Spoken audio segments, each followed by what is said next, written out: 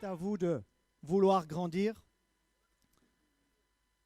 Et donc, je suis Philippe Boulanger, comme ça se prononce. Des fois, les gens m'appellent à la maison pour commander du pain. Je leur dis non, vous n'êtes pas au bon endroit. Bientôt, ils vont m'appeler pour de l'électroménager parce que vous avez les enseignes boulanger aussi. Alors, nous sommes en train d'expliquer en ce début d'année, on est déjà en février, pourquoi ce nouveau nom, pourquoi Victoire Centre Chrétien. Nous sommes devenus finalement l'Église Étincelle et nous avons déjà détaillé plusieurs choses. Et l'idée, c'est de prendre ce nouveau nom et de le décliner dans les 4 piliers ici qui constituent la vision de notre assemblée et la direction spirituelle qu'elle compose. Alors, le premier pilier, on avait vu quoi? Dans Édifier le disciple, on avait vu Éphésiens 1, 18, où Paul prie et il dit « Et qu'il illumine les yeux de votre cœur ». Et on avait parlé « Et qu'il étincelle les yeux de notre cœur ». Et la grande idée que nous avions développée, c'est que pour pouvoir nous réaliser dans la vie, il faut que quelque chose nous soit révélé. Et nous avions développé cette grande idée, la révélation de Dieu précède notre réalisation. Deuxième grand pilier de cette église, c'est la famille. La famille. Votre famille est-elle en bonne santé? En tout cas, ensemble, on va travailler pour que nos familles le deviennent. Et on avait vu le sermon de Jésus sur la montagne, en Matthieu chapitre 5, les versets 14 et 15. Et je vais vous lire juste la fin du verset 15. Et nous avions, où Jésus nous dit que nous sommes désormais la lumière du monde et que cette lumière, elle est censée éclairer ou étinceler tous ceux qui sont dans la maison.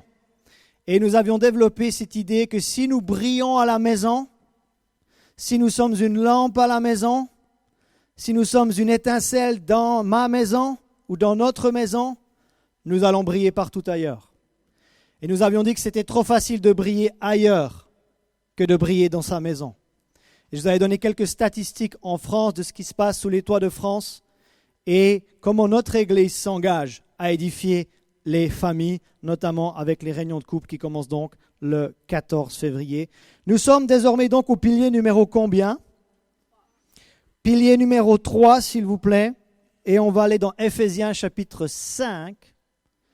Éphésiens chapitre 5, et nous allons voir à l'échelle de l'église locale ce que ça veut dire d'être une église étincelle. Éphésiens chapitre 5, et nous allons lire les versets 8 à 14. Éphésiens chapitre 5, versets 8 à 14. Je fais la lecture. « Autrefois, vous étiez ténèbres, et maintenant vous êtes lumière dans le Seigneur. Marchez comme des enfants de lumière. Car le fruit de l'esprit consiste en toutes sortes de bonté, de justice et de vérité. Examinez ce qui est agréable au Seigneur et ne prenez point part aux œuvres infructueuses des ténèbres, mais plutôt condamnez-les. Car il est honteux de dire ce qu'ils font en secret, mais tout ce qui est condamné est manifesté par la lumière, car tout ce qui est manifesté est lumière.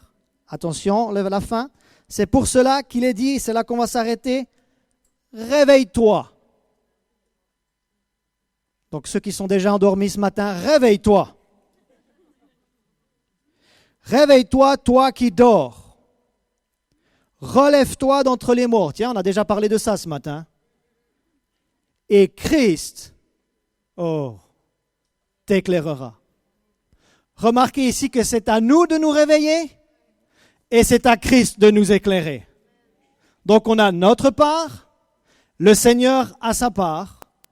Et ce que j'aimerais vous poser comme question ce matin, c'est à quoi ressemble une église réveillée? À quoi, parce qu'il écrit à l'église d'Éphèse ici, il n'écrit pas juste à des individus, il écrit à l'échelle de l'église. Et il dit à l'église d'Éphèse, réveille-toi, église d'Éphèse, parce que tu dors.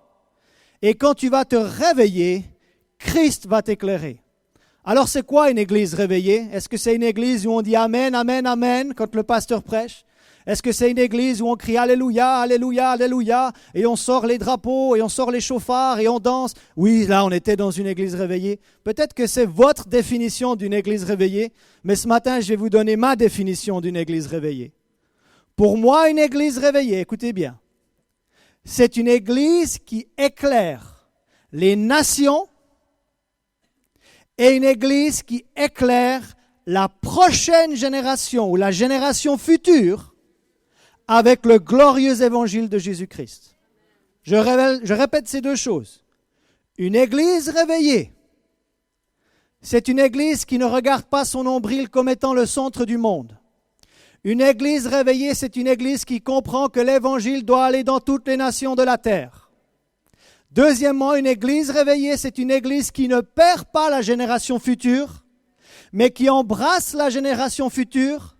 Parce que si l'église ou la génération future est gagnée à Jésus, l'évangile pourra être pérenne dans la nation. Mais si on perd tous les moins de 40 ans, si on n'arrive pas à faire venir nos enfants à l'église, qu'est-ce qui va se passer? Non seulement on va perdre nos enfants, mais l'évangile ne va pas pouvoir perdurer dans la nation française.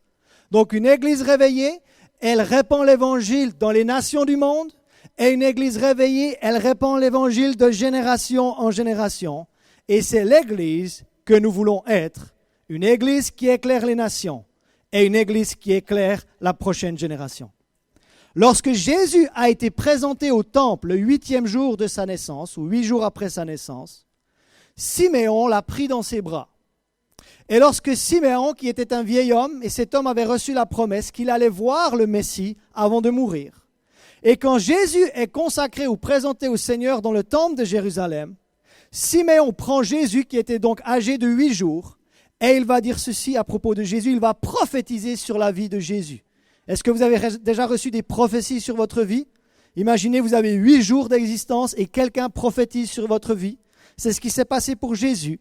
Et Siméon a dit, car mes yeux, en Luc 2, versets 30 à 32, ont vu ton salut, salut que tu as préparé devant tous les peuples, attention, lumière pour éclairer les nations. Il est non seulement la lumière pour éclairer les nations, mais il est aussi la gloire d'Israël, ton peuple. Je ne vais pas parler d'Israël ce matin, je vais rester sur les nations histoire d'être focalisé. Mais si on veut que l'Église soit puissante, il faut qu'elle retrouve ses racines hébraïques, les racines hébraïques de l'Église. Parce que si les racines de l'Église sont païennes, elle va perdre sa force et sa puissance. Mais quand l'Église va de nouveau être ancrée dans ses racines hébraïques, il va y avoir la puissance et la prospérité nécessaires d'emmener l'Évangile jusqu'aux nations.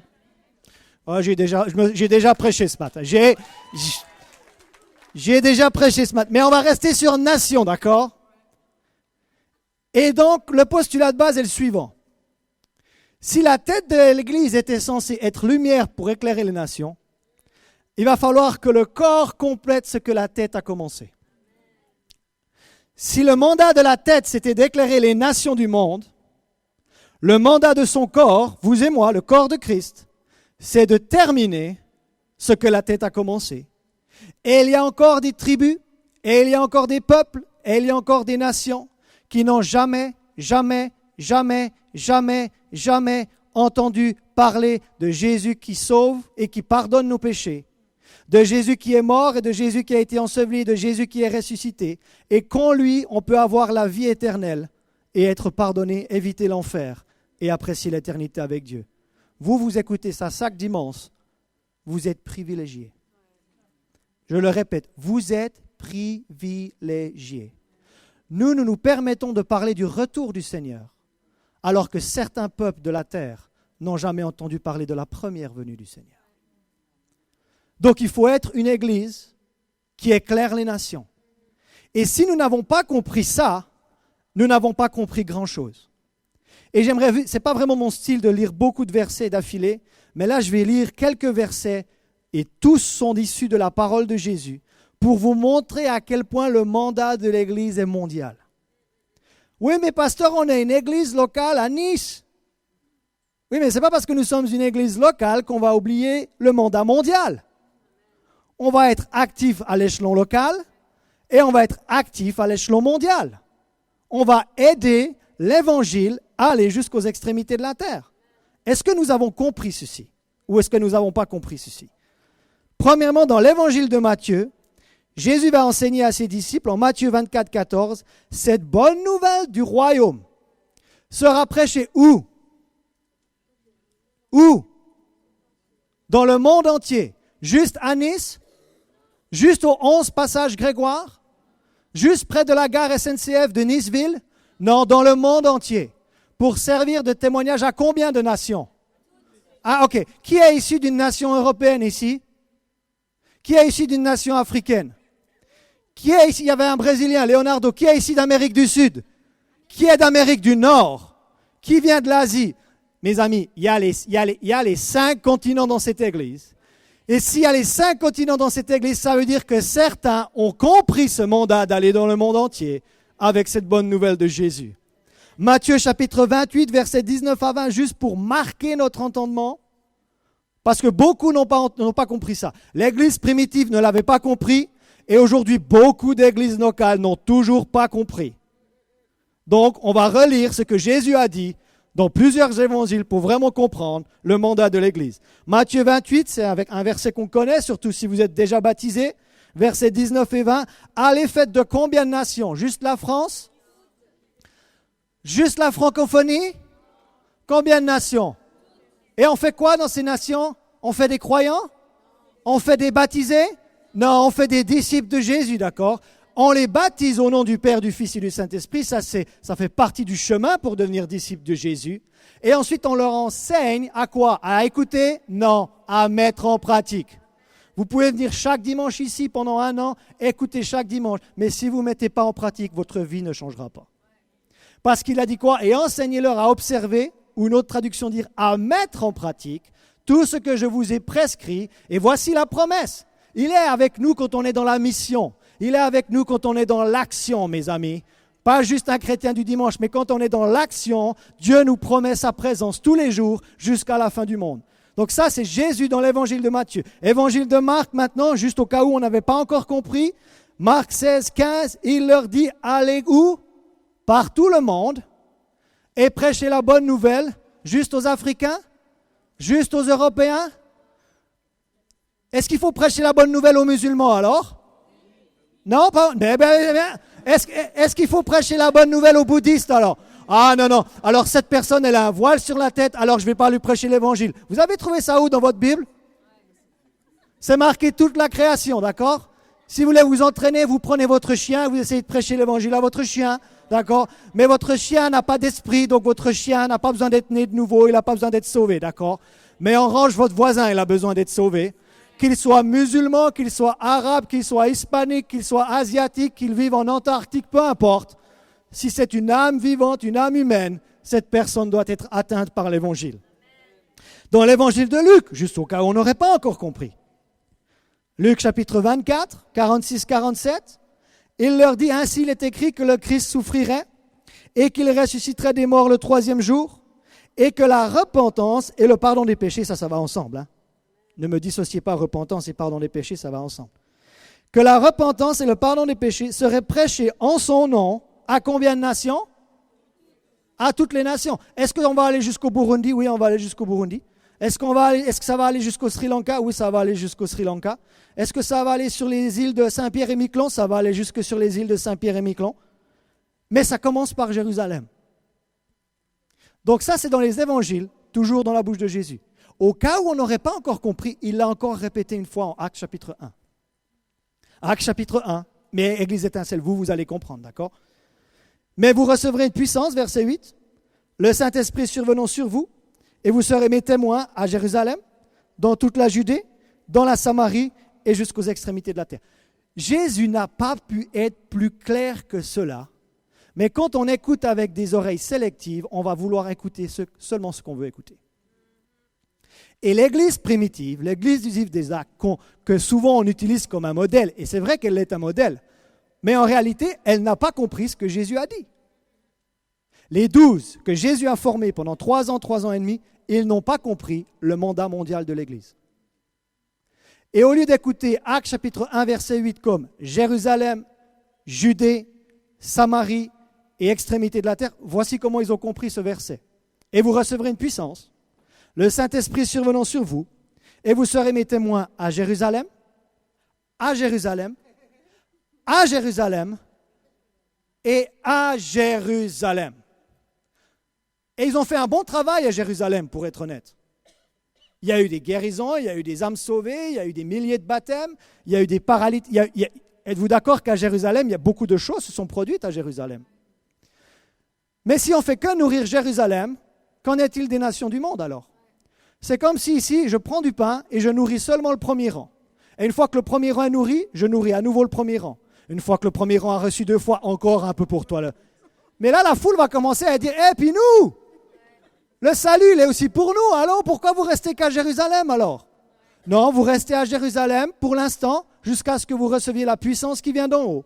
Mais Jésus dit, une fois que vous avez reçu cette puissance qui vient d'en haut, le baptême du Saint-Esprit, vous allez être des témoins efficaces et vous allez aller dans la Judée, dans la Samarie et jusqu'aux extrémités de la terre. L'Église primitive n'a pas fait ça. Il a fallu attendre, écoutez bien, la persécution de l'Église. La persécution de l'Église, ça fait bouger l'Église. Quand l'Église est trop confortable, elle est inefficace. Mais quand l'Église est persécutée, elle grandit de façon exponentielle. Aujourd'hui, l'Église grandit en Iran. Un des pays où l'Église grandit le plus vite grâce aux femmes, c'est en Iran. 50% du mouvement qui se passe de l'Église en Iran, c'est les femmes qui le portent. J'étais en semaine ici à Bruxelles et j'ai rencontré des leaders internationaux qui ont un pouls de ce qui se passe dans le monde au niveau de l'Église. En Inde, en un jour, des milliers de personnes sont baptisées. D'accord ? Donc si seulement on pouvait avoir un petit peu une idée de ce qui se passe un petit peu ailleurs qu'à Nice, France, il se passe des choses ailleurs dans le monde. Des musulmans se tournent à Christ. Des hindous se tournent à Christ. Des bouddhistes se tournent à Christ. Toutes les nations, ça veut dire toutes les nations. Et quand la persécution est venue, les disciples se sont éparpillés, mais ceux que Jésus avait enseignés sont toujours restés. Donc certaines fois, on peut idolâtrer les apôtres, mais ils étaient humains comme nous, d'accord? Regardez ce qui s'est passé en Acte 8, verset 1. Il y a la persécution qui frappe l'Église maintenant. Et ce jour-là, une grande persécution contre l'Église de Jérusalem.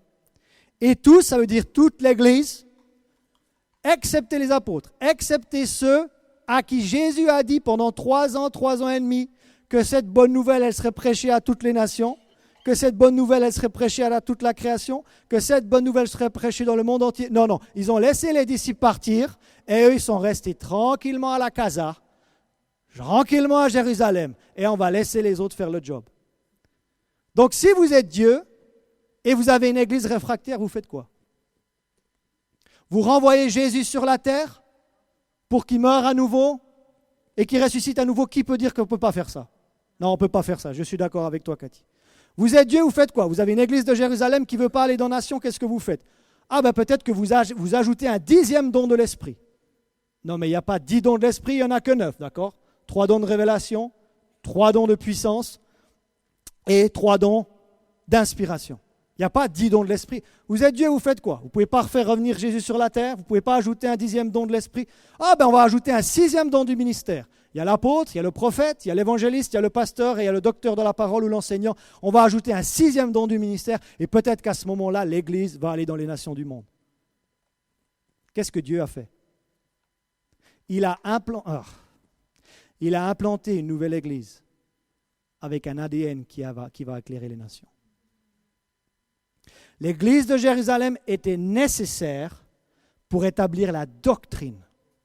Je ne suis pas en train de prêcher contre l'Église de Jérusalem. Pas certains vous aimez l'Église de Jérusalem, mais moi aussi. Écoutez-moi bien, c'est important. L'Église de Jérusalem était nécessaire pour établir les croyants dans la doctrine. La repentance et la foi, le baptême d'eau, le baptême du Saint-Esprit, les louanges, donner la fraction du pain, la communion fraternelle.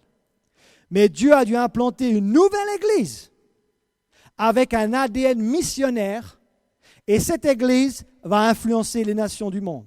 Donc l'église de Jérusalem était nécessaire pour établir la doctrine, l'enseignement, mais l'église d'Antioche était nécessaire pour que l'évangile aille jusque dans les nations du monde.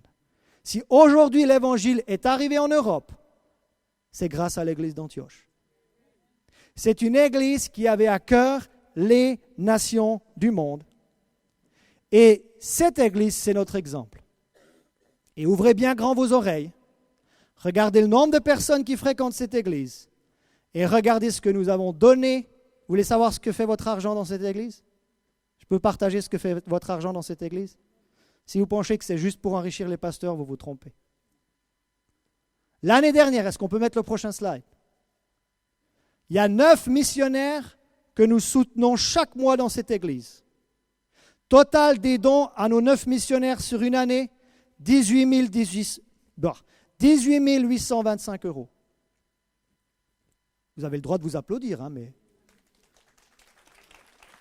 Nous avons reçu des invités qui viennent de l'extérieur. On essaye toujours de faire en sorte que ces invités repartent bénis. Nous avons reçu 7 invités.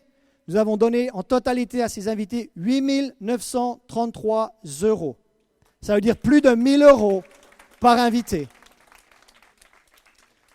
Ça, c'est pour aller dans les nations du monde, mais on ne veut pas oublier notre ville. Je ne suis pas en train de dire qu'il faut seulement aller dans les nations du monde, mais il faut aller dans les nations et faire quelque chose ici. Et nous avons reçu 3 aumônes. Et là, j'ai compté les 3 aumônes. Il y en a encore une que nous devons donner là prochainement. L'aumône que nous avons faite pour les petites sœurs des pauvres. Ce sont des sœurs catholiques qui aident les gens en fin de vie. L'aumône que nous avons faite au Val d'Oco. Donc, c'est un organisme qui aide les jeunes en décrochage scolaire. Et la dernière aumône que nous avons faite, c'était pour les orphelins de l'Enval. Et cette aumône, on doit toujours la donner. Et la totalité des aumônes que nous avons données en 2009, c'est 4 445 €. Soit un total de l'argent qui a été récolté dans cette église.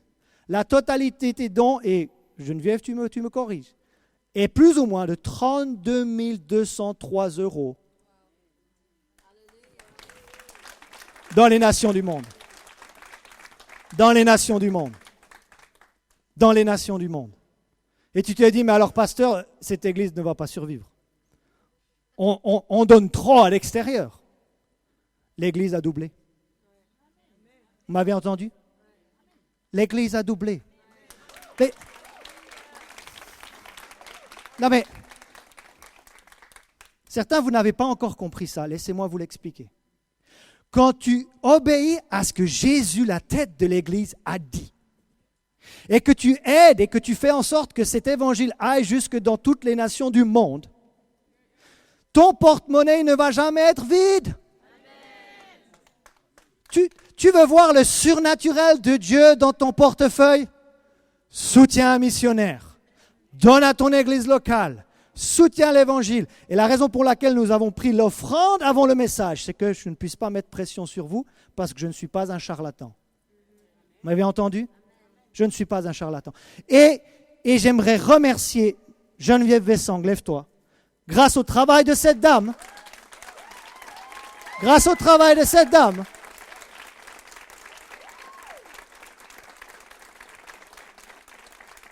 c'est elle qui s'assure que votre argent aille dans les nations du monde. Elle n'est pas toute seule. Les personnes qui dépouillent les offrandes aussi, qui aident Geneviève, levez-vous s'il vous plaît. Ce sont des personnes qu'on ne voit pas sur l'estrade, mais Chantal, Marie-Denise, Elodie Chiusano, Marlène, bénissez. Soyez bénissez ça. Vous voyez, ces personnes, on ne les voit pas. Mais ces personnes s'assurent que l'argent aille au bon endroit. Et qu'on soit une église qui éclaire les nations du monde avec l'évangile. Alors, je ne sais pas si ça va exister un jour, mais peut-être qu'un jour, il y aura cauchemar à l'église. Vous connaissez cauchemar en cuisine? Okay. Peut-être un jour, il y aura cauchemar à l'église. Et si on m'invite à être le Philippe Etchebest de l'église,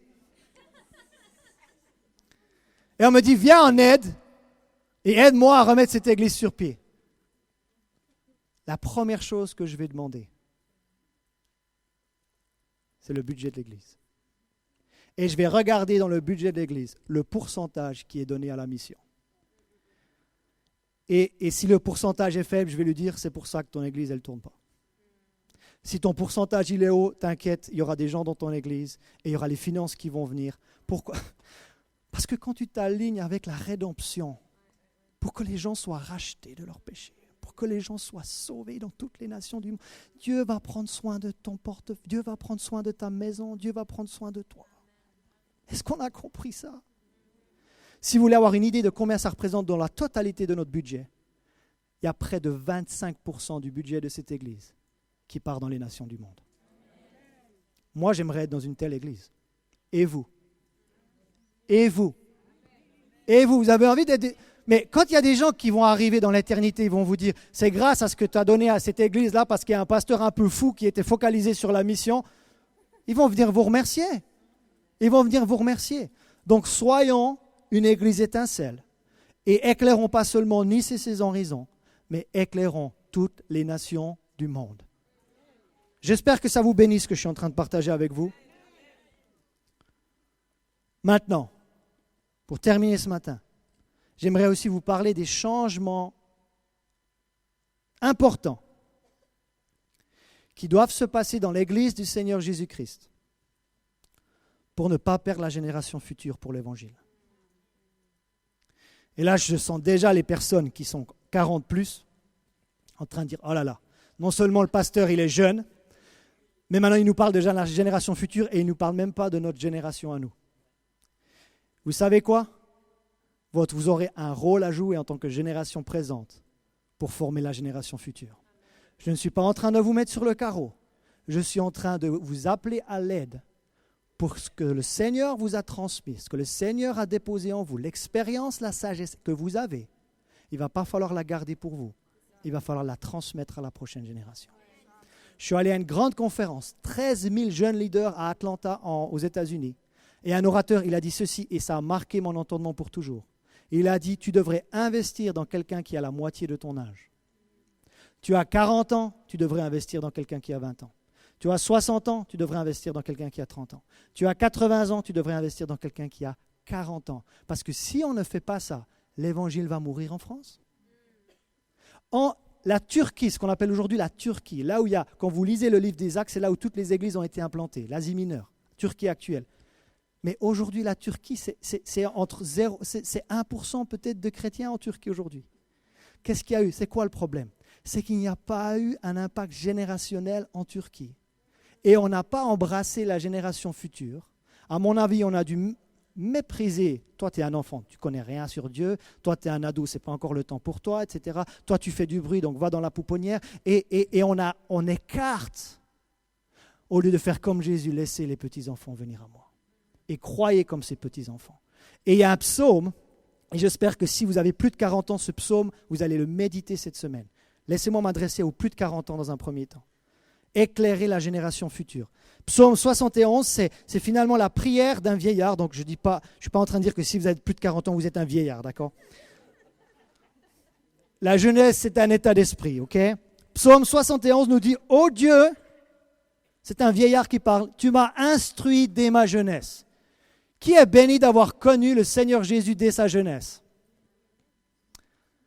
Et jusqu'à présent, j'annonce tes merveilles. Donc, ce n'est pas parce que vous avez un certain âge que vous allez arrêter d'annoncer les merveilles de Dieu. Allô, allô, allô, allô, allô. Ah non, je laisse l'équipe d'évangélisation annoncer les merveilles de Dieu. Je laisse les jeunes. Place aux jeunes maintenant. Mais qui vous a dit ça? Qui vous a dit que vous n'aviez plus votre place en tant que génération 40 plus dans l'Église? Là, il vous faut la prendre, votre place. On n'est pas en train de vous évincer, c'est que vous n'êtes pas en train de la prendre, votre place. C'est ça le problème. Ne m'abandonne pas, ô Dieu, même dans la blanche vieillesse. Voilà, certains, vous avez un petit peu les cheveux blancs. Moi, je rêve d'avoir les cheveux blancs et une barbe blanche. Je trouve que ça fait sympa. Je préfère avoir des cheveux blancs et une barbe blanche que plus rien du tout, tu vois. Afin que j'annonce ta force à qui? À la génération présente, ta puissance à la génération future. Donc, on va définir génération présente et génération future. Génération présente, c'est les 40 plus. Génération future, c'est les 40 moins. D'accord? On va faire quelque chose de simple. Les 40 plus, vous êtes génération présente. 40 moins, vous êtes la génération future. Et maintenant, j'aimerais vous dire, selon moi, vous pouvez ne pas être d'accord avec moi, ce n'est pas grave. Mais les changements importants, les bouleversements qui doivent se passer dans les églises de France pour ne pas perdre la prochaine génération, et pour mettre en feu la prochaine génération pour Jésus. Parce que sans mettre en feu la prochaine génération pour Jésus, le christianisme en France s'éteindra. On ne veut pas ça, n'est-ce pas? On ne veut pas que le feu s'éteigne. Et je vais prendre à nouveau l'église d'Antioche comme modèle pour vous dire et vous présenter ces 4 points rapidement sur ce qui doit se passer dans l'Église du Seigneur Jésus-Christ. Pas seulement en France, mondialement. Il faut que ça se passe dans les nations, surtout dans les nations post-chrétiennes, qu'on appelle les nations post-modernes certaines fois, là où l'Évangile a eu son heure de gloire, là quelques siècles auparavant, mais maintenant c'est l'heure que l'Évangile revienne en puissance en Europe, et je le crois de tout mon cœur. Maintenant, quel est le premier changement ou le premier bouleversement ou la première transition majeure qui doit se produire dans l'Église du Seigneur Jésus-Christ pour attirer la prochaine génération? Acte 13, verset 1. Il y avait dans l'Église d'Antioche des prophètes et des docteurs. Barnabas, Siméon appelé Niger, Lucius de Cyrène, Manaën, qui avait été élevé avec Hérode le tétrarque, et Saul. Et là, vous avez 5 hommes dans l'église d'Antioche, 5 hommes de nationalités différentes. Barnabas était chypriote, Siméon était africain, Lucius venait d'Afrique du Nord, Cyrène c'était en Afrique du Nord, Manaën ou Manaïn, je ne sais pas exactement comment on dit, c'était du Proche-Orient, et puis Saul, il venait de l'Asie mineure, il venait de Tarse. Voilà la première transition importante qui doit se passer dans l'Église du Seigneur Jésus-Christ pour le futur du christianisme en Europe. Que toutes les églises, ou en tout cas les églises dans les centres urbains, passent de homogène à multiculturel. D'homogène à multiculturel. L'église africaine, l'église hispanique, l'église asiatique, l'église européenne, ça va arriver à son terme, surtout dans les villes. Pourquoi? Parce que la société niçoise n'est pas seulement hispanique, elle n'est pas seulement africaine, elle n'est pas seulement arabophone. Non, la société niçoise, elle est multiculturelle. Et quand vous vivez dans une société multiculturelle et vous atterrissez dans une église homogène, vous êtes en décalage avec ce qui se passe dans la vraie vie. Donc, si pour attirer les jeunes qui ont des relations multiculturelles, interculturelles, je pourrais vous citer le nombre de couples mariés ici qui sont interculturels par essence. Les 40 moins, regardez, les 40 moins, ils n'ont pas un problème avec les gens d'une autre couleur de peau. Non, au contraire, ils ont des amis qui ont d'autres couleurs de peau et ça ne leur pose pas de problème. Mais malheureusement, ça pose encore un problème dans l'Église du Seigneur Jésus-Christ au XXIe siècle, alors que la base, le commandement, c'est d'aimer. On est encore pris dans nos églises typées, africaines, hispaniques, européennes, peu importe. Et on fait une ségrégation du royaume de Dieu. Alors que l'Église au ciel, elle est de toute tribu, de toute nation. Oh là là là là. Quand vous lisez Apocalypse 7-9, toute tribu, toute nation, tout peuple. Et après, vous regardez l'Église sur la terre et vous avez des segments. Vous avez des églises monoculturelles et vous avez des églises monogénérationnelles. Il n'y a pas toutes les cultures, il n'y a pas toutes les générations. Mes amis, une église monoculturelle, une église monogénérationnelle, elles vont mourir. Je ne leur souhaite pas, mais il faut qu'elles se bougent et il faut qu'elles se mettent à l'ordre du jour. Il faut que les pasteurs se réveillent un petit peu de voir dans quelle société on est aujourd'hui. Mais la première transition majeure, si on ne veut pas perdre des beaux sourires là comme Merveille, non? Merveille, gloire à Dieu, regardez ce beau sourire là. Tu as moins de 40 ans? Tu as moins de 40 ans, bon. Ok, si on veut attirer d'autres merveilles dans l'Église, d'accord, il va falloir un shift majeur, un bouleversement majeur dans les églises. Il va falloir que les églises embrassent la multiculturalité. Vous vous souvenez de l'unité dans la diversité? Un autre changement majeur qui doit se produire dans l'Église, j'en ai juste 4. Acte 13, verset 2. Nous dit, pendant qu'ils servaient le Seigneur dans leur ministère et qu'ils jeûnaient, le Saint-Esprit dit, tout le monde dit le Saint-Esprit dit, mettez-moi à part Barnabas et Saul pour l'œuvre à laquelle je les ai appelés. Alors, après avoir jeûné et prié, ils leur imposèrent les mains et ils les laissèrent partir. Première transition, c'est d'homogène à multiculturel, si on veut gagner la prochaine génération pour Jésus. Le deuxième changement, écoutez-moi bien, le Saint-Esprit a parlé dans cette église multiculturelle, n'est-ce pas? Le deuxième changement majeur, c'est d'une église fermée au Saint-Esprit à une église ouverte au Saint-Esprit. D'une église fermée où on ne veut même pas entendre parler du Saint-Esprit, où on ne sait même pas ce que sont les dons spirituels. Ah, c'est le don de poésie. Non, ce n'est pas ça les dons spirituels, d'accord? C'est autre chose. Mais d'une église où c'est fermé, où on veut rien, où on veut la parole de Dieu. On est d'accord avec la parole de Dieu, on est d'accord avec la Bible, mais on a un problème avec le Saint-Esprit. Et je peux vous dire que la jeune génération, elle ne se rendra pas dans des lieux de culte morts. Encore une fois, les moins de 40 ans, vous voulez les gagner à Christ, vous voulez que vos enfants soient gagnés à Christ. Vous ne pourrez pas les traîner un dimanche matin, déjà un dimanche matin, mais les traîner un dimanche matin dans un lieu où c'est mort. Non, mais vous n'êtes pas avec moi ce matin. Dans un lieu mort. Comment vous voulez attirer un ado de 15 ans qui pense qu'à dormir jusqu'à midi le dimanche, et tu vas aller le mettre là sur une chaise, et il s'ennuie à mourir sur sa chaise, et tu vas lui dire, viens à l'église, c'est super. On veut la parole et on reste sur la parole parce que c'est notre fondation et c'est notre garde-fou. Mais si on ne devient pas ouvert au Saint-Esprit, si on ne devient pas ouvert aux dons spirituels, les jeunes ne viendront pas dans un endroit religieux. Ils veulent venir dans un endroit où il y a l'Esprit de Dieu qui change les vies. Amen. Et là, ils vont commencer à amener les petits copains, ils vont commencer à parler à l'école, ils vont commencer à imposer les mains à l'école. Ah, j'ai vu pasteur faire ça à l'église, moi je vais faire comme ça aussi avec mes copains d'école. Ah, le Saint-Esprit a guéri mon ami, gloire à Dieu. Viens dans mon église, tu sais pas ce qui se passe? Les gens sont guéris dans mon église. Et là, un jeune de moins de 40 ans, génération future, il va commencer un petit peu à s'intéresser aux choses. Hein, Manu? Quand le Seigneur a fait quelque chose sur toi, là, sur ton lit d'hôpital, non mais, sans rentrer dans les détails. Manu, c'était un ado, d'accord?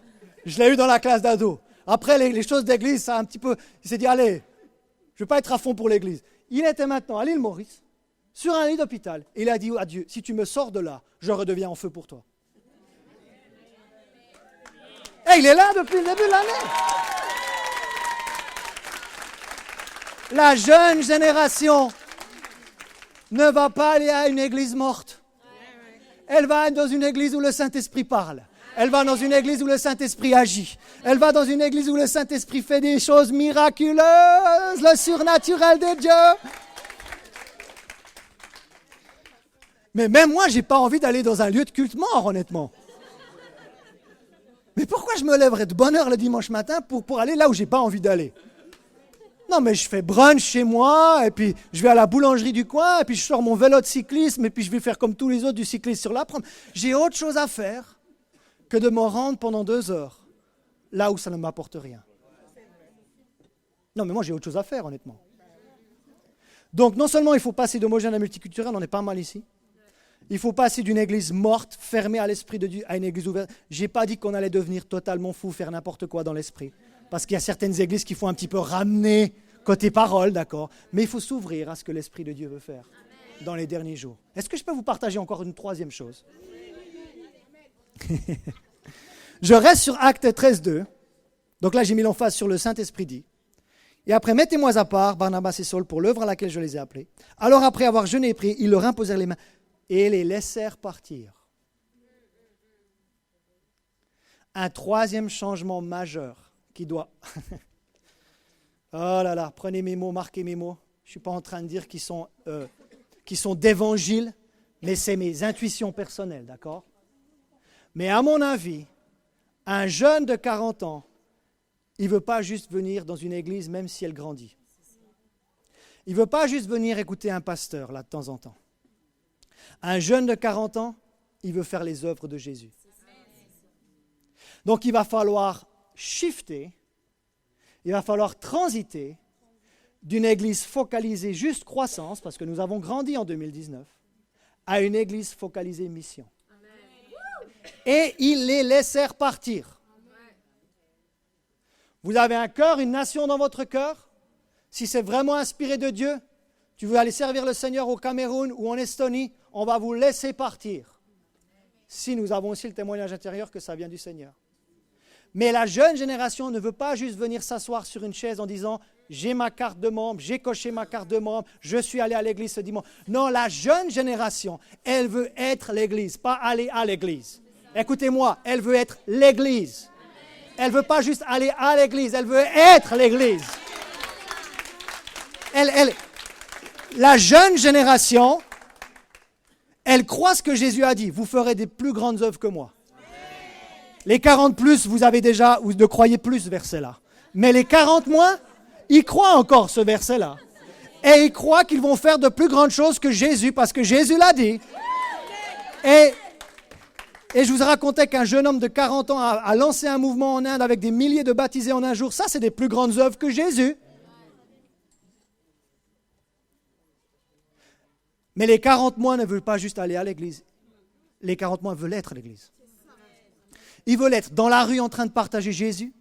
Ils veulent imposer les mains à leurs collègues de travail.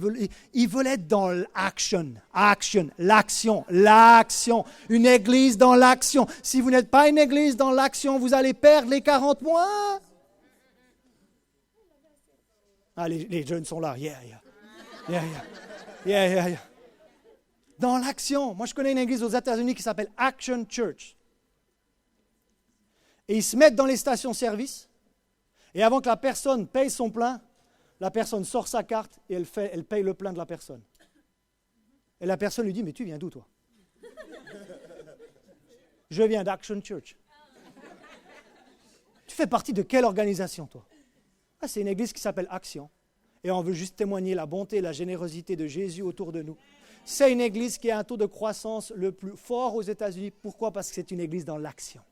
Ce n'est pas juste une église focalisée croissance, c'est une église focalisée mission, action. Mais on ne peut pas laisser ces jeunes 20 ans là sans les mettre en mission. Là, Mais tu peux être en mission au travail, tu peux être en mission dans la ville, tu peux être en mission partout. Pourquoi le succès de Jeunesse en mission? Qui a déjà entendu parler de Jeunesse en mission? C'est là où on s'est rencontrés avec mon frère Martin John, en 2005. Ça fait 40-50 ans que Jeunesse en mission existe. Et le fondateur, Loren Cunningham, il a une vision qui venait du Seigneur. Et il a demandé à Dieu, mais est-ce que ça vient vraiment de toi? Et il a vu des vagues humaines de jeunes envahir les continents de la terre pour annoncer Jésus. Et il s'est dit, mais est-ce que ça vient de toi, Seigneur? Et il a eu la conviction que ça venait du Seigneur. Mais à l'époque, tu ne pouvais pas être missionnaire si tu avais fait théologie plus 5, si tu n'avais pas été dans un certain séminaire. C'était rare de voir des jeunes dans la mission inexpérimentée partir comme ça dans les nations du monde. Et je peux vous assurer que maintenant Jeunesse en mission est pratiquement dans toutes les nations du monde. Et vous savez pourquoi ils attirent les jeunes? Parce que c'est multiculturel et c'est focalisé mission. C'est multiculturel et c'est focalisé mission. Et j'aimerais vous dire que sous mon pastorat, cette église va être multiculturelle et elle va être focalisée mission. Gloire à Dieu. Ouais. Non seulement dans nos finances, qui est d'accord pour dire qu'on est déjà focalisé mission avec nos finances. On est déjà focalisé mission avec nos finances. On aide les aumônes, on aide les gens dans la ville, on aide la... Et un dernier changement majeur. Vous êtes prêts? Oh, j'aime la génération future parce que finalement, je suis toujours un 40 moins. Et c'est là que la génération présente, je fais appel à vous. Je ne suis pas en train, écoutez-moi bien, je ne suis pas en train d'évincer la génération présente. Acte 13, versets 4 et 5, c'est mon dernier point ce matin. Barnabas et Saul, envoyés par le Saint-Esprit, descendirent à Séleucie, et de là ils s'embarquèrent pour l'île de Chypre. Arrivés à Salamine, ils annoncèrent la parole de Dieu dans les synagogues des Juifs, et regardez bien la fin, ils avaient Jean pour aide. Barnabas et Saul étaient plus âgés que Jean. Jean était un jeune disciple, mais Jean a accompagné Barnabas et Saul en mission. Et la quatrième transition majeure que je vois dans l'Église du Seigneur Jésus-Christ pour gagner, attirer, c'est que la génération présente s'intéresse à la génération future. Amen. Si vous avez 40 plus et vous ignorez les 40 moins, on ne va pas y arriver. C'est seulement quand la génération 40 plus se dit « j'ai quelque chose à transmettre à la génération future » que là, on est en train d'embrasser, comment je l'ai formulé, d'une Église qui ignore à une Église qui forme la génération future. Et si votre mentalité c'est, on met les enfants dans les petites cases là, à gauche et à droite de l'Église pour pas qu'ils nous dérangent pendant que nous, on reçoit la parole, j'aimerais vous dire que ce n'est pas la bonne mentalité. Parce que nous sommes ravis dans cette Église d'avoir à peu près 85 personnes qui ont moins de 20 ans. Parce que sans ces personnes-là, l'Évangile en France est compromis. Donc comment est-ce qu'on accueille les enfants? Comment est-ce qu'on accueille les adolescents? Comment est-ce qu'on accueille les jeunes adultes? Est-ce qu'on leur dit non, ici c'est pas pour toi? Non, ici c'est seulement les grands. Ici c'est seulement les expérimentés. Moi, vous savez ce que je rêve de voir dans cette église? C'est de voir un batteur expérimenté avec le fils à Christelle Hugo qui a allumé son étincelle, gloire à Dieu. Et en plein message ou en pleine louange, le batteur expérimenté pour un chant, il laisse sa place au jeune. Et c'est le jeune qui commence à faire la batterie. De voir les chanteurs, et que ça soit public, qu'on le voit que dans cette église, ils aiment la jeunesse, et ils forment la jeunesse, et ils investissent dans la jeunesse. Et je rêve de voir ici, tout d'un coup, là, une jeune qui a peut-être 12 ans ou 15 ans, tout d'un coup, hop, c'est elle qui prend le lead pour un chant, pendant le set de louange. Moi, c'est l'église que je vois. Oh! C'est l'église que je vois. Vous n'allez pas passionner les jeunes pour l'église en leur disant « assieds-toi et fais rien ». Non, Manu, je te lance le défi. Quand c'est que tu viens à la batterie, là? Quand c'est que tu viens à la batterie, là? Yes! Quand c'est que tu viens jouer? On a besoin de toi. Je suis sérieux. Ma génération a besoin de ta génération. Et moi, j'ai envie de te laisser la place sur cette estrade pour que tu joues aussi. Et tu n'as pas besoin d'avoir 40 ans. Tu n'as pas besoin d'avoir bac plus 5 spirituel. Je te demande juste d'être disponible. Juste avoir envie de le faire. Juste avoir envie de le faire. Et de voir tout d'un coup, on aura un kids band bientôt. Et nous tous les adultes là, on sera là et on se fera rocker par la jeune génération là. Pom, pom. Et nous on sera là, pépère et tout. Et honnêtement, si on arrive à ça, on va pérenniser l'évangile en France. On va y arriver. Mais il faut que la génération présente s'intéresse à la génération future. Et vous saviez, quand vous aviez des cours de géographie à l'époque, on a étudié la pyramide des âges. Vous vous souvenez de ça? Vous vous souvenez de la pyramide des âges, à quoi ça ressemble? Dans les nations développées, dans les nations en plein développement. Est-ce que je peux vous montrer la pyramide des âges que je souhaite voir à l'église Étincelle? Et vous dites, mais attends, mais moi j'ai 40 plus, ça veut dire que tu veux voir beaucoup moins de 40 plus que de... C'est pas ça que je suis en train de dire. Je suis en train de dire que la fondation d'une église devrait être la jeunesse de l'église. Et écoutez-moi bien les 40 plus, je ne suis pas en train de dire que vous n'êtes pas important. Je suis en train de dire que nous avons besoin de vous pour embrasser la prochaine génération. Et nous avons besoin de vous pour former la prochaine génération. Mais vous comprenez que si les moins de 20 ans ici, c'est solide en bas, mais gloire à Dieu, parce que cette église a un futur. Et si les églises ont un futur, l'évangile a un futur en France. Non mais le problème c'est que vous pensez qu'au jour le jour. Pourquoi vous pensez qu'au jour le jour? Pourquoi vous ne pensez pas un peu plus loin? Les plans de Dieu vont de génération en génération. Et les églises qui ont ce profil-là, l'évangile a un futur dans cette nation. Et regardez, je peux vous montrer un petit peu le profil des églises d'habitude. Ba-ba. Ba-ba. Je discutais avec un couple de Norvégiens cette semaine à Bruxelles. Église assez traditionnelle, je pense, de Norvège.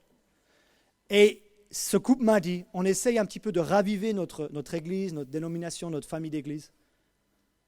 Parce que ce couple m'a dit, on n'a plus de jeunes. On n'a plus de jeunes. Donc même la Norvège, mes amis, il n'y a pas de pays plus chrétien que la Norvège en Europe. C'est un pays où l'évangile a vraiment percé, où l'évangile s'est installé. Mais même la Norvège, la jeune génération est en train de décroître et de décroître et de décroître. Et je ne sais pas si vous connaissez un petit peu la physique, mais on ne peut rien construire de solide la tête en bas.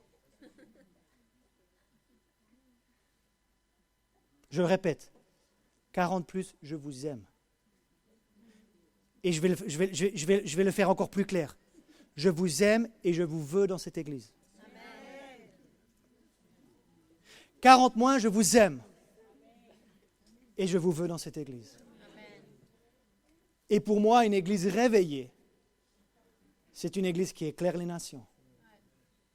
Et c'est une église qui éclaire les générations. Et c'est un partenariat entre générations que nous cherchons. Donc j'aimerais juste que toutes les personnes qui s'investissent envers les 40 moins là, équipe influenceur, équipe next-gen, équipe d'enfants, je veux vous tous là. Parce que la semaine dernière, je vous ai parlé de mes héros. Je vous ai dit que les parents de familles monoparentales, ce sont mes héros. Vous êtes père de famille tout seul, vous éduquez vos enfants tout seul, vous êtes mon héros. Vous êtes mère de famille, vous éduquez vos enfants toute seule, vous êtes mon héroïne. Mais j'ai d'autres héros. Ce sont ces personnes-là. Mes héros, venez. Ceux qui animent les enfants. D'ailleurs, on peut faire sortir ceux qui animent les enfants, s'il vous plaît. Tous ceux qui sont investis envers les 40 mois. Tous ceux qui sont investis, avancez. Pasteur, je vais vous demander de bénir ces personnes.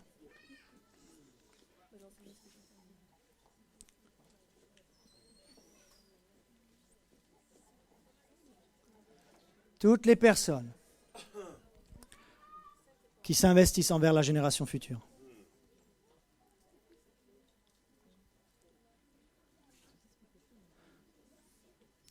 J'aimerais vous dire une chose.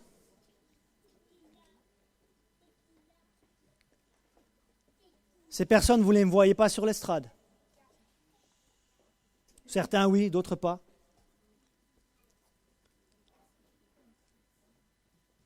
Ces personnes ne sont pas rémunérées pour ce qu'elles font. Mais grâce à ces personnes-là, l'Évangile a un futur en France. Je ne sais pas si vous comprenez ce que je suis en train de partager, mais c'est hyper important. Et tu te dis, mais qu'est-ce que moi je peux faire? Ben, le jour, par exemple, où Nathalie et l'équipe Next Gen, là, ils ont besoin d'un chauffeur. Non, mais honnêtement, et de préférence avec un permis, d'accord, et une voiture. Tu te dis, mais peut-être que vous... Mais j'aimerais vous dire que ces personnes ont des vies de famille. Ces personnes travaillent à plein temps. Ces personnes ne sont pas rémunérées par l'Église pour ce qu'elles font. Mais ces personnes ont juste un cœur pour la prochaine génération. Et ne prenez pas comme acquis, en disant, je mets mon enfant au programme adolescence et maintenant, je mets mes pieds en éventail. Essayez de comprendre ou de savoir comment est-ce que je peux aider ces personnes. Par exemple, Nathalie disait, quand ils partent en excursion, alors peut-être vous ne serez pas disponible ce jour-là parce que vous avez une vie aussi, vous avez un travail. Mais je vous demande juste d'être sensible lorsqu'il y a des besoins dans l'Église en disant, « Hey, Nathalie, je peux mettre ma voiture à disposition. » Ou alors, je suis d'accord d'accompagner les jeunes dans leur sortie, etc. etc. Et c'est quand toute une Église et toutes les générations se mettent ensemble qu'il va y avoir un futur dans ce pays pour Jésus. Est-ce que vous comprenez ce qu'on est en train de parler? Levez-vous un instant. J'aimerais que les pasteurs vous bénissiez ces personnes. La congrégation, j'aimerais que vous bénissiez ces personnes aussi. Et j'aimerais que vous les voyiez. J'aimerais que vous les voyiez. Parce que vous ne les voyez pas tous les dimanches. Alléluia. Gloire à Dieu. Je vous invite à élever vos mains. On va prier pour ces personnes. Merci Père pour l'onction et l'appel. Parce que l'un sur l'autre sert pas à grande chose. Seigneur, te remercions de bénir chacun et chacune de ces braves personnes que nous avons.